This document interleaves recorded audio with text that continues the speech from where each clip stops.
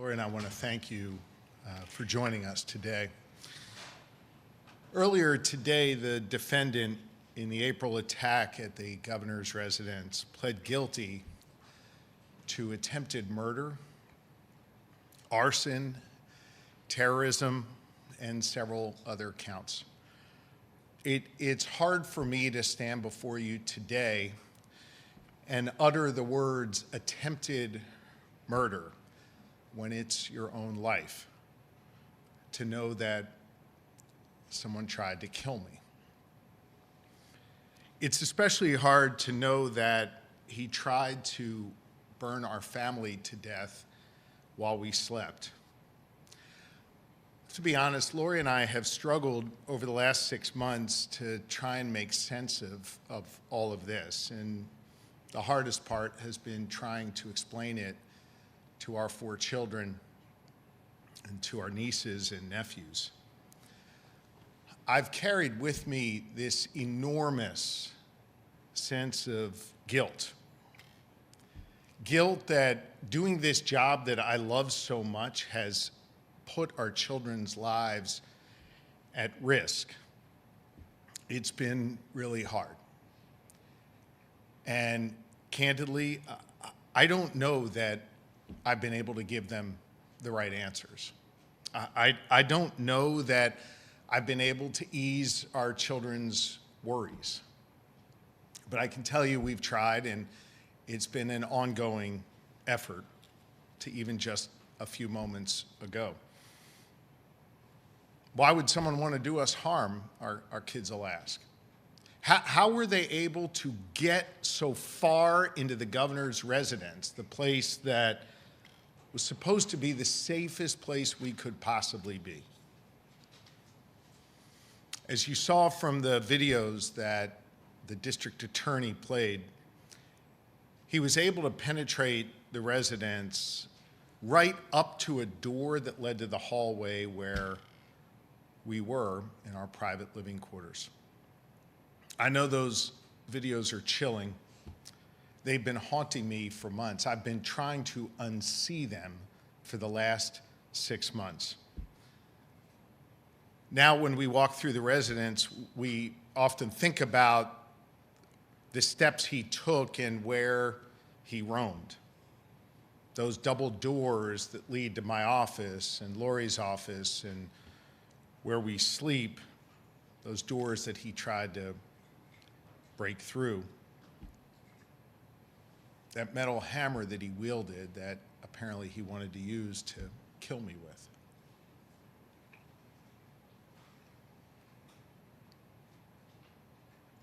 The spot in the state dining room where the fire first began, the smashed glass of the windows that he used to enter into the home.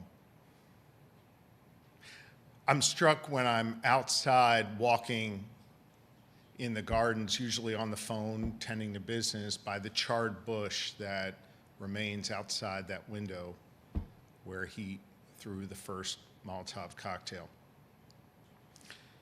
We also see the effects of his crimes in the extraordinary scope of damage at the governor's residence. The burden of the cleanup and the rebuild has been enormous, and as you know, it is ongoing.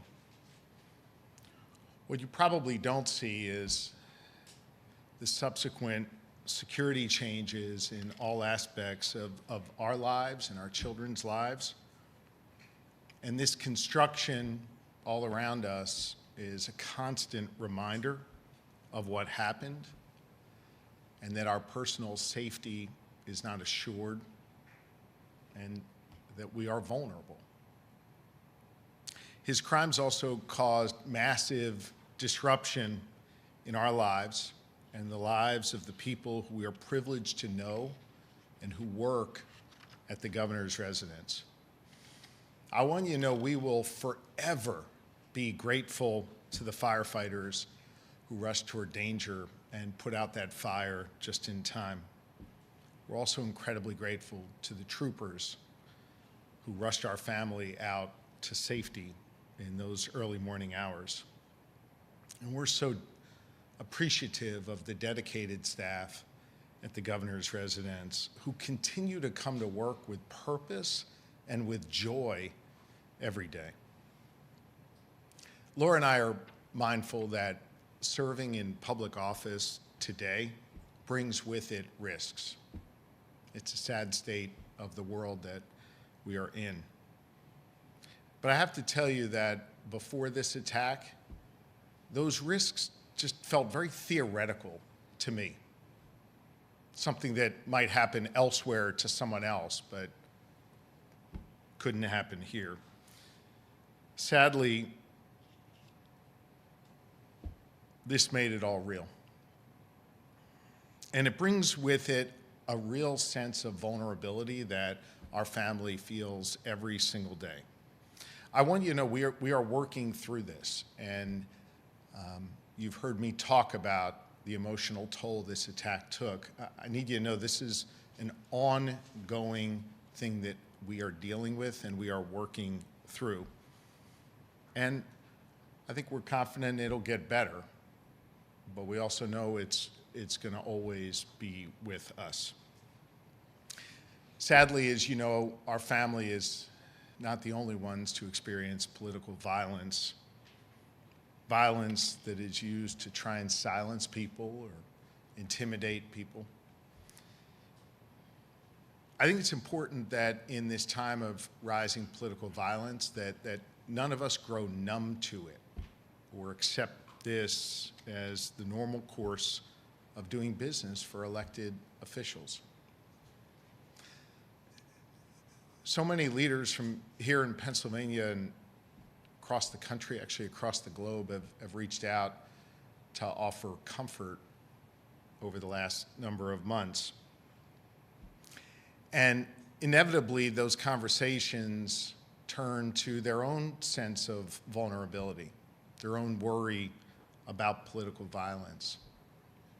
I've talked to people who are thinking about running for office, who have said they don't want to because they don't want to put their families at risk. These are good people who just want to serve, who want to do right by their communities, who are being impacted by this unacceptable level of political violence that we're seeing in our country. I think we need real accountability for acts of political violence. And today is real accountability for the violence that came here to Pennsylvania. I want to thank District Attorney Fran Chardo, a friend for nearly 20 years, and his team in the Dauphin County District Attorney's Office. They've demonstrated great care, concern, and professionalism. This is a just outcome, and I want you to know that our family fully supported the plea that he negotiated.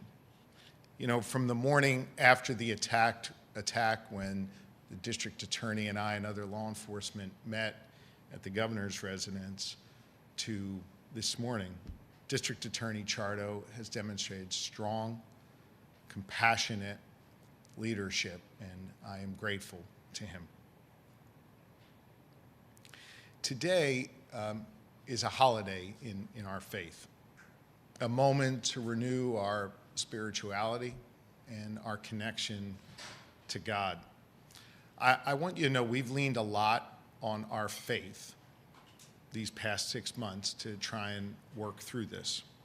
We've also leaned on the faith of so many others in the process. We've been so strengthened by the faith and the prayers that others have shared with us. And we have seen so much light in the midst of this darkness. I want you to know we are not deterred in our desire to serve others, in part because of our faith and how strongly we lean on it, and in part because of the examples that others have set for us. We remain focused and committed to doing our work on behalf of the good people of Pennsylvania, and nothing and no one will stop us from doing that important work. We will forever be changed by this. We know that time will heal, but the scars will remain. I want to thank you all for being here today, and especially want to thank those of you from the media from this area who have been there since the first moments after the attack. I've seen on your faces how this has impacted you, and I appreciate the way in which you have shared this with others who follow your coverage. Lori and I are grateful to you. We're grateful to the people of Pennsylvania, and we're grateful to have some closure on this chapter in our lives. Thank you.